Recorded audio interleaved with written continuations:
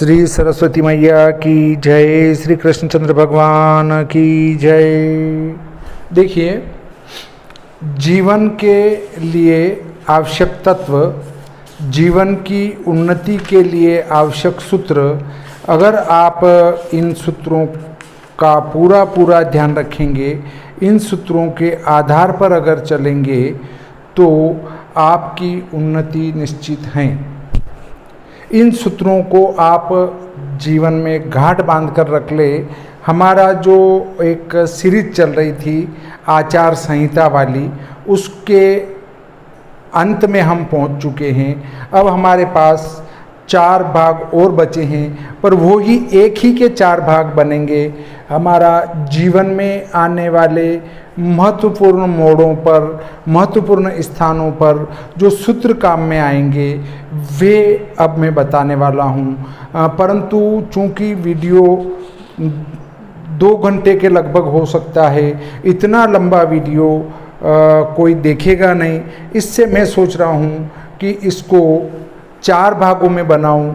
4 भाग बनाऊंगा 30-30 मिनट के हिसाब से, मोटे रूप में 30-30 मिनट के हिसाब से बनाऊंगा, ताकि आप एक वीडियो देखने के बाद विश्राम कर ले और फिर दूसरा वीडियो देख सकें।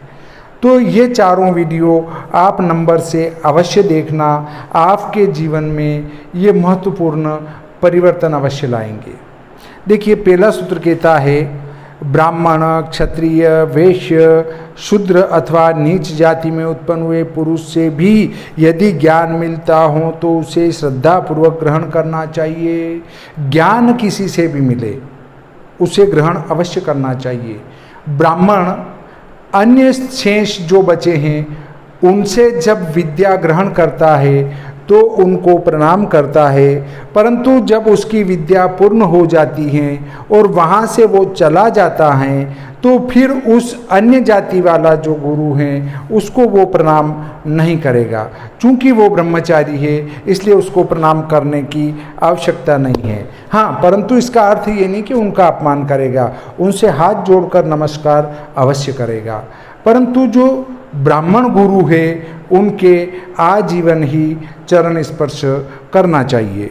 ये महाभारत के शांति पर्व में कहा गया है, प्राप्य ज्ञानम ब्राह्मणात् क्षत्रियाद् वा वैश्यात् शूद्रादपि नीचादभीक्षणम श्रद्धातव्यम श्रद्धानेन नित्यम न श्राद्दिनम जन्म मृत्यु विशेषताम। महाभारत के शांति पर्व में और कहा है, दद्यदानः शुभम विद्याम हीनादपि समाप्नुयात्। मनुस्मृति और भविष्य पुराण में कहा है, श्रद्धानः शुभम विद्यामाददीता वरादपि। अब देखिए, हम दूसरे सूत्र पर आते हैं। प्रायश्चित, चिकित्सा, ज्योतिष का फलादेश अर्थात धर्म का निर्णय, इनको जो बिना शास्त्र के यूं ही कह देता है वह ब्रह्म हत्यारा कहा गया है। प्रायश्चित, चिकित्सा मतलब डॉक्टरी लाइन, और ज्योतिष का फलादेश, बिना धर्म को जाने ही कुछ भी बोल देता है वो ब्रह्म हत्यारा कहा गया है, उसको ब्रह्म हत्या का पाप लगता है।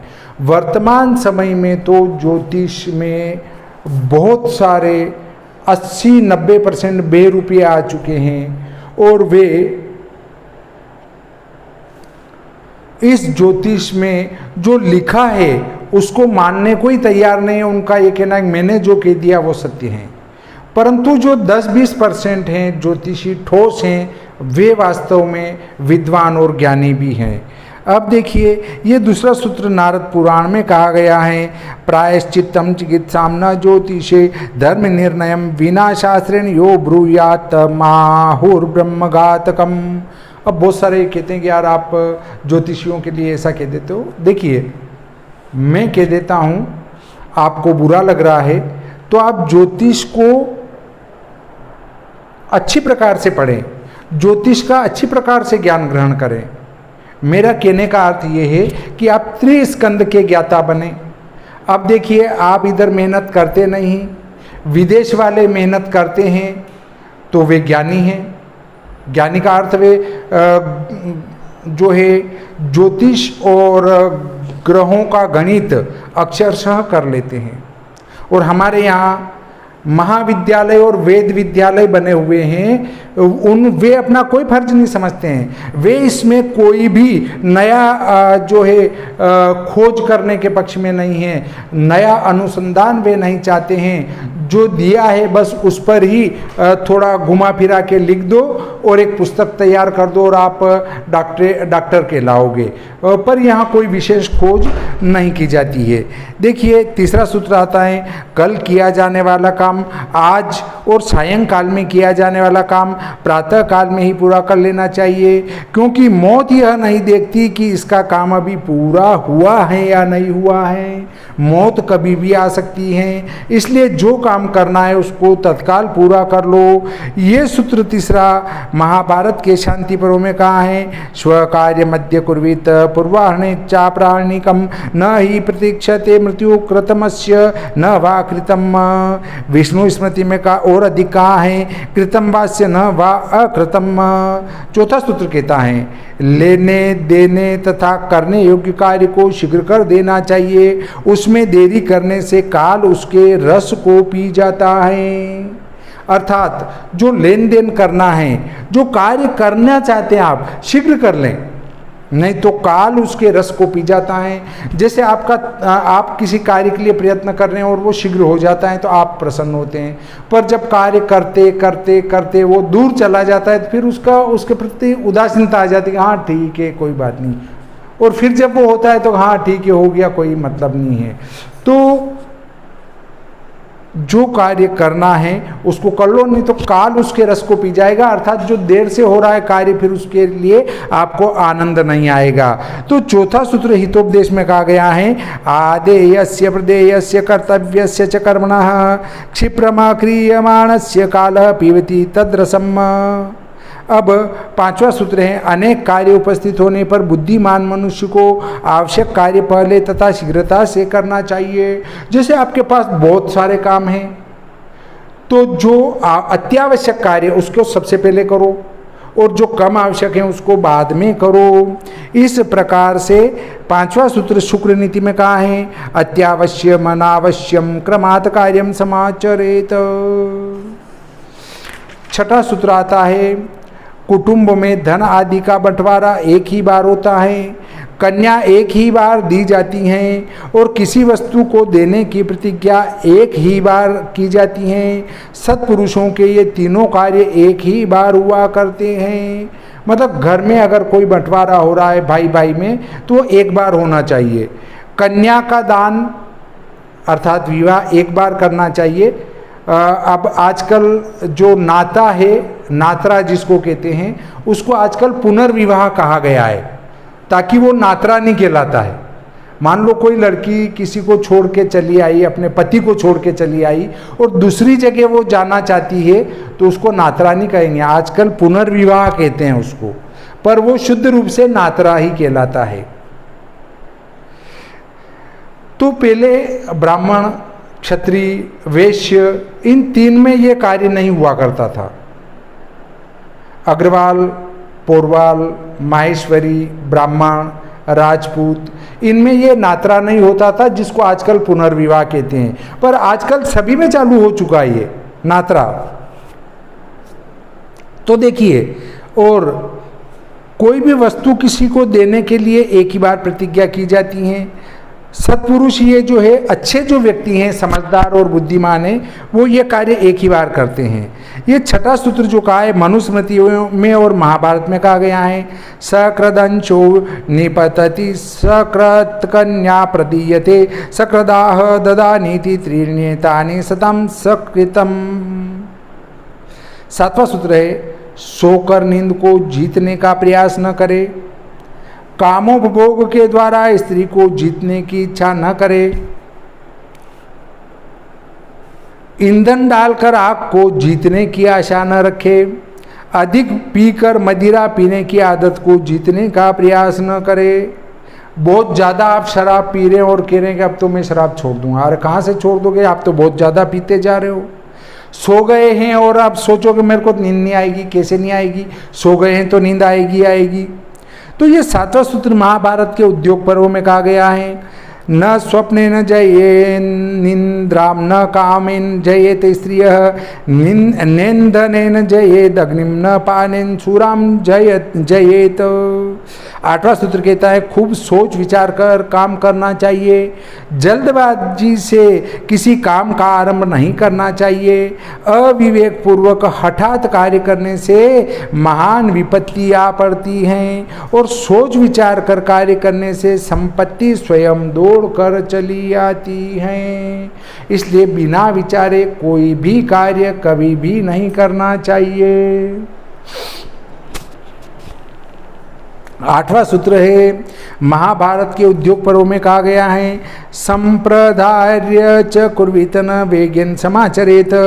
किरातार्जुनियम में कहा गया है सहसा विदधीत न क्रियाम विवेक परमापदम पदम वृणुते ही विमृश्य कारिणम गुणलुब्धा स्वयमेव संपद।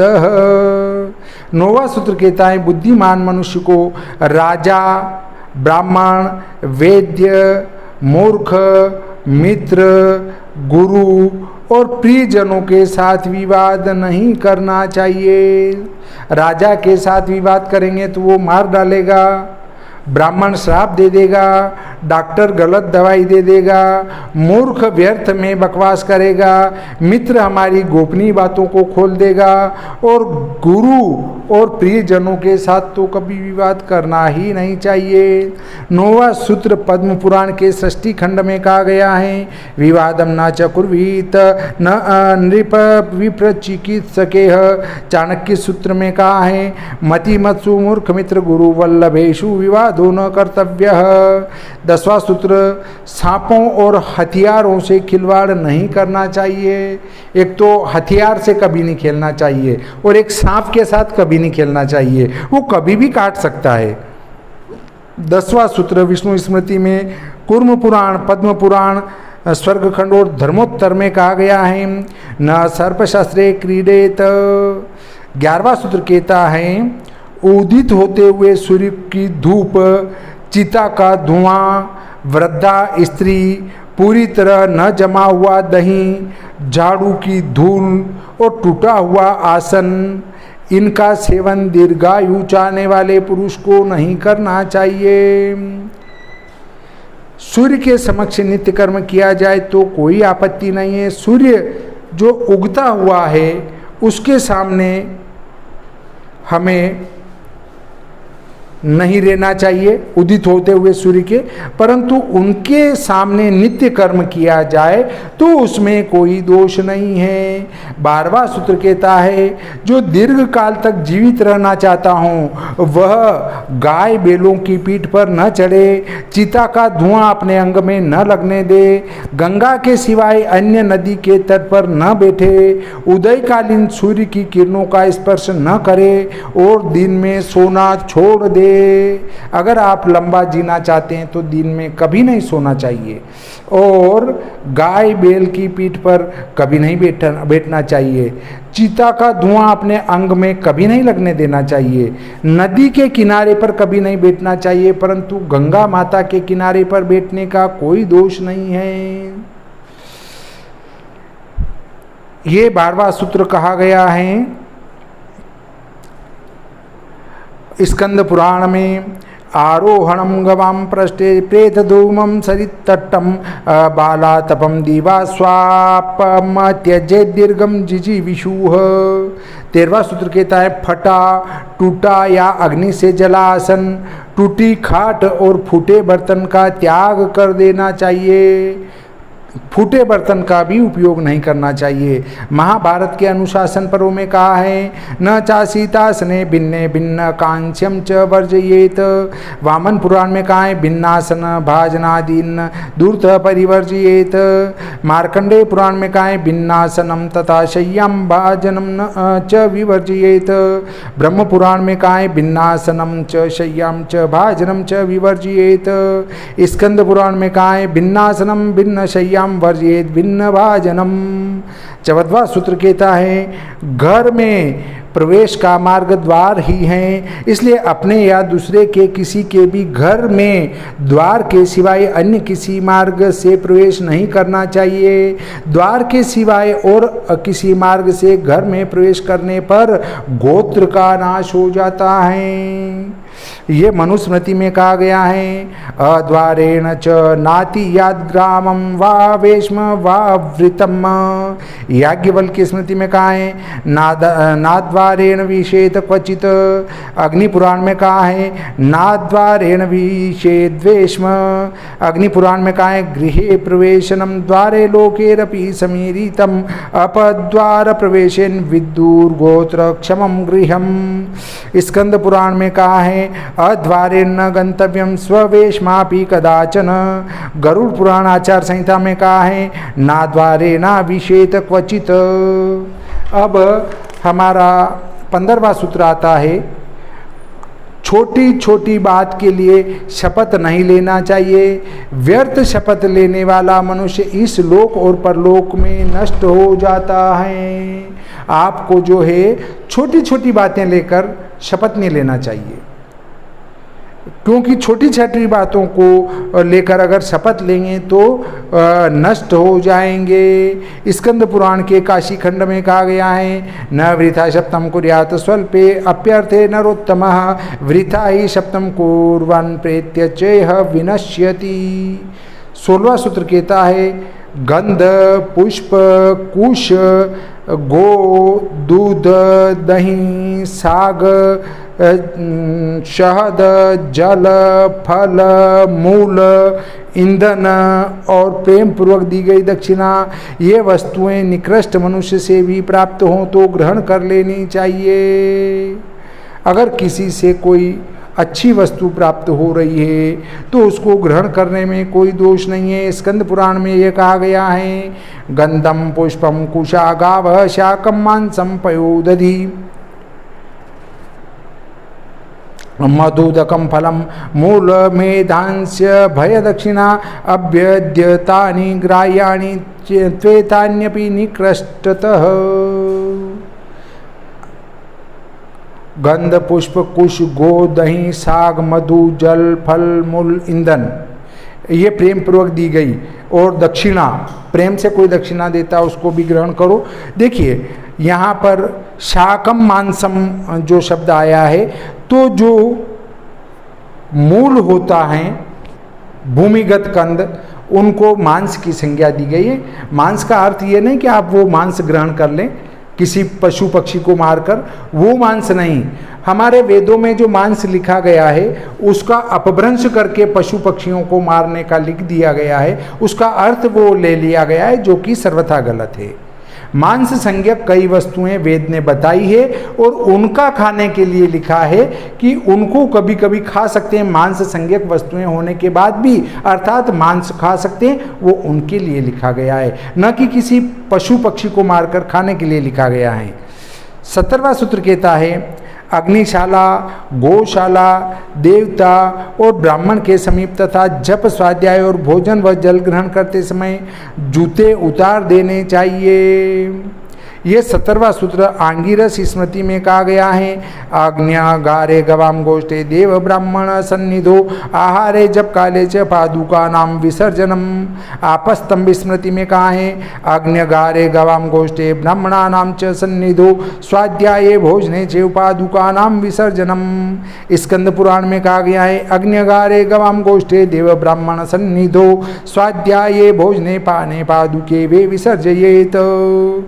18वां सूत्र कहता है मंत्रहीन आहुति मरे हुए बछड़े की गाय का दूध, दशमी विद्या द्वादशी, केश रखने वाली विधवा, स्नान के बिना व्रत और बिना वैष्णव का राज्य, ये सब श्रेष्ठ नहीं माने जाते हैं। मंत्र के बिना कोई आहुति कभी नहीं लगाई जा सकती। यथा आहुतिर मंत्रहीना मृतपयोर यथा द्वादशी दशमी युक्ता तथा राष्ट्र वैष्णवम सकेशा विधवा यद्व्रतम स्नान विवर्जितम द्वादशी दशमी युक्ता तथा राष्ट्र वैष्णवम।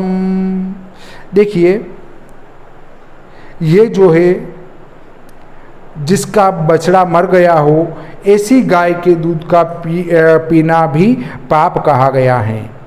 19वां सूत्र कहता है आसन, शैया, सवारी, खड़ाऊ, दातुन एवं पाद पीठ के लिए पलाश की लकड़ी का उपयोग नहीं करना चाहिए। 19वां सूत्र के बोधायन स्मृति, वशिष्ठ स्मृति, गौतम स्मृति, बोधायन धर्म सूत्र में कहा गया है पालाशमासनम पादुके दंत धावनमिति वर्जयेत। विष्णु स्मृति में कहा है अथ पालाशम दंत धावनम नाद्यात। आपस्तम धर्म सूत्र में कहा है पालाशमासनम पादुके दंत प्रक्षालनमिति वर्जयेत। अग्नि पुराण में कहा गया है पालाशमासनम वर्ज्यम। विष्णु धर्मोत्तर में कहा है पालाशमासनम वर्ज्यम पादपीठम च पादुके। स्कंद पुराण में कहा गया है पालाशमासनम चैव पादुके दंत धावनम वर्जयेत। 20वां सूत्र कहता है जो बाएं हाथ से भोजन करते हैं, गोद में रखकर खाते हैं, पलाश के आसन पर बैठते हैं और तेंदू की लकड़ी का दातुन करते हैं तथा उषा काल में सोते हैं, उनको नरक प्राप्त होता है। उषा काल कहते हैं सूर्योदय से पहले का कुछ समय, अर्थात सूर्य उदय अगर 6 बजे हो रहा हो तो 5:30 बजे ही उठ जाना चाहिए, नहीं तो आप नरक में जाएंगे। 20वां सूत्र के महाभारत के द्रोण पर्व में कहा गया है भुंजानानाम तु सेव्येन उत्संगे चापि खादताम पालाशमासनम चैव तिन्दुकेर्दंत धावनम ये चावर्जयताम लोका स्वपताम च तथोषसी। अब 21वां सूत्र कहता है अग्निहोत्र में, देव मंदिर में, गोओं के बीच में, ब्राह्मणों के पास में, स्वाध्याय में और भोजन में दाहिना हाथ काम लेना चाहिए, सीधा हाथ काम लेना चाहिए। मंदिर में भी, आहुति लगाने में भी, ब्राह्मणों के पास में अध्ययन करने में और भोजन आदि करने में सीधा हाथ ही लेना चाहिए। 21वां सूत्र मनुस्मृति और महाभारत में कहा गया है अग्निगारे गवाम गोष्ठे ब्राह्मणानाम च सन्निधो स्वाध्याये भोजने चैव दक्षिणम पाणि मुद्धरेत। महाभारत के शांति पर्व में कहा गया है देवागारे गवाम मध्ये ब्राह्मणानाम क्रियापथे। बोधायन स्मृति में कहा है आग्नेयगारे गवाम मध्ये ब्राह्मणानाम च सन्निधो स्वाध्याये भोजने चैव दक्षिणम बाहु मुद्धरेत। विष्णु स्मृति में कहा गया है अग्निदेव ब्राह्मण सन्निधो प्रदक्षिणम पाणि मुद्धरेत। कुम्हड़ा, काटने या फोड़ने वाली स्त्री और दीपक बुझाने वाला पुरुष कई जन्मों तक रोगी और दरिद्री होता है, इसलिए दीपक कभी नहीं बुझाना चाहिए। देखिए आजकल जो है जन्मदिन मनाते हैं और वो केक लाते हैं, उस पर मोमबत्ती जलाते हैं और फूंक मारते हैं। तो देखिए हमारा शास्त्र तो कहता है कि दीपक जो बुझाता है वो जन्मों तक रोगी और दरिद्री होता है। आप जो पश्चिमी सभ्यता सीख रहे हैं तो आप कई जन्मों तक रोगी और दरिद्री होंगे। आप कहेंगे अरे यार वो तो करोड़पति और अरबपति बन रहे हैं लोग, उनके पूर्व जन्मों के जो पाप हैं वो धीरे धीरे क्षय होते जाएंगे और क्षय होने के बाद उनकी अगली पीढ़ियां अवश्य दरिद्री हो जाएगी। इसलिए आप अगर समृद्धिशाली रहना चाहते हैं तो दीपक बुझाना बंद कर दे जन्मदिन पर। देखिए जब हम फूंक मारकर जन्मदिन पर मोमबत्तियां नहीं बुझाते थे तब हमारा देश भारत सोने की चिड़िया कहा जाता था। तो हम सोने की चिड़िया थे। उस समय बाहर से इन आतंकवादियों ने आकर हमारे ऊपर आक्रमण किए और आक्रमण करने के बाद अब हम मोमबत्तियों पर फूंक मारने लायक हो गए, नहीं तो हमें तो इन फूंक मारने की कहीं जरूरत नहीं लगती थी।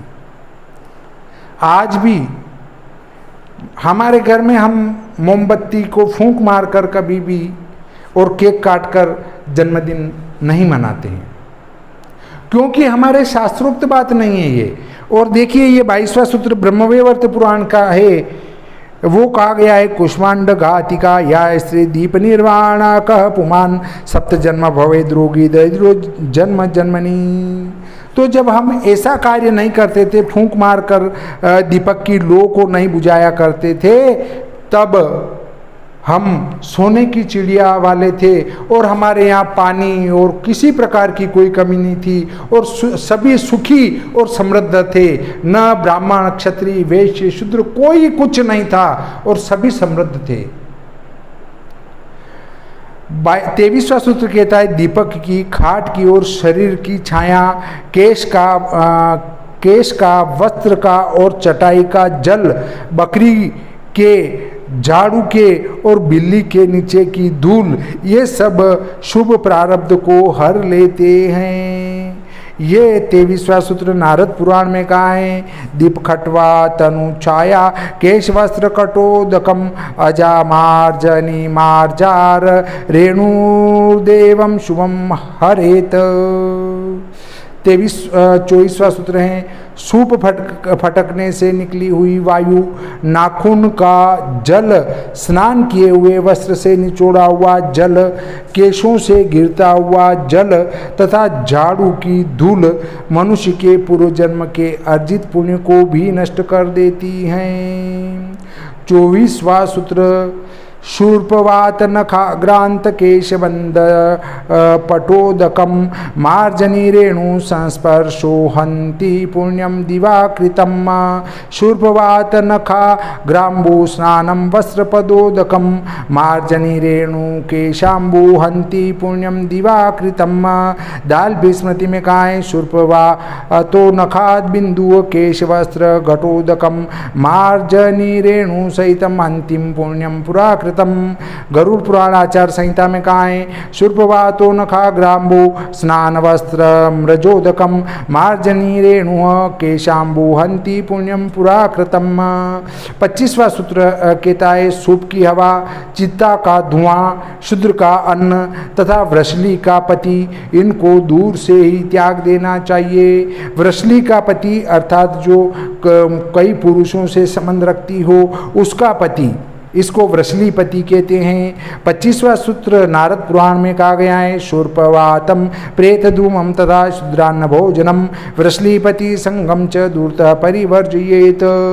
26वां सूत्र कहा गया है सामने की वायु, धूप, धूल, ओस, आंधी और चिता के धुएं से अपने को बचाना चाहिए। 26वां सूत्र सुश्रुत संहिता में कहा गया है न प्रतिवाता तपम सेवेत। अष्टांग हृदय में कहा है पुरोवातात परजस्तुषार पुरुषा नीलान धूमम शवाश्रयम।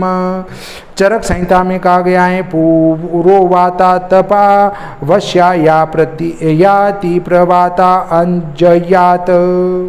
27वां सूत्र है पक्षियों को उड़ाने के लिए खाली हाथ उठाने के बाद जल से हाथ धोना चाहिए। जैसे पक्षियों को ऐसे उड़ा रहे हाथ ऊंचा करके तो उसके बाद हाथ को धो लेना चाहिए। आपस्तंभ धर्म सूत्र में ये बात कही गई है रिक्त पाणिर्वयस उद्यम्या उपस्पृशेत। 28वां सूत्र कहता है यदि सामर्थ्य हो तो एक क्षण भी अपवित्र और नग्न नहीं रहना चाहिए। ये आपस्तंभ धर्म सूत्र में कहा है शक्ति विषय न मुहूर्तमप्य प्रयतः स्यात् नग्नो वा। 29वां सूत्र कहता है उद्दंड, उन्मत्त, मूढ़, अविनीत, शीलहीन, चोरी आदि से दूषित, अधिक अपव्ययी, लोभी, वेरी, उल्टा के पति, अधिक बलवान, अधिक दुर्बल, लोक में निंदित तथा सब पर संदेह करने वाले लोगों से कभी मित्रता न करे। साधु, सदाचारी, विद्वान, चुगली न करने वाले, सामर्थ्यवान तथा उद्योगी पुरुषों से मित्रता स्थापित करे।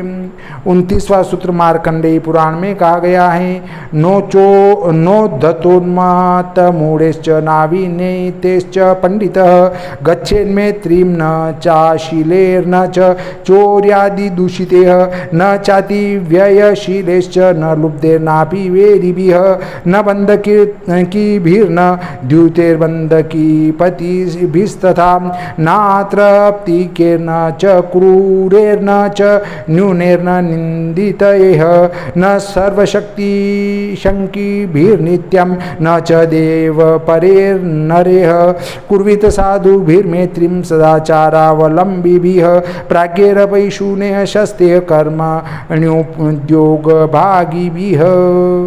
30वां सूत्र कहता है, मुझे कुछ दीजिए। यह वाक्य मुंह से निकलते ही बुद्धि, श्री, लज्जा, शांति और कीर्ति, ये शरीर के 5 देवता तुरंत निकलकर चल देते हैं। आप किसी से जाकर अगर भिक्षा लेते हैं तो एक तो लक्ष्मी, शर्म, शांति, कीर्ति और बुद्धि, ये सब अपने अंदर से निकलकर बाहर चले जाते हैं। इसलिए किसी से कुछ भिक्षा में नहीं मांगना चाहिए। ब्रह्म पुराण में कहा गया है, देहीति वचना द्वारा देहस्था पंच देवता सद्यो निर्गत्य गच्छन्ति श्री धी श्री हीम शांति कीर्तयः। 31वां सूत्र है, गोओं की पीठ पर सवारी करना सर्वथा ही निंदित है। गौ माता की पीठ पर कभी नहीं बैठना चाहिए, क्योंकि 33 कोटि देवता गौ माता के अंदर निवास करते हैं। जब सारे देवता गौ माता के अंदर हैं और उसकी पीठ पर हम बैठेंगे तो वे सारे देवता हमको श्राप दे देंगे। मनुस्मृति में कहा गया है, गवाम च यानम पृष्ठेन सर्वथैव विगर्हितम।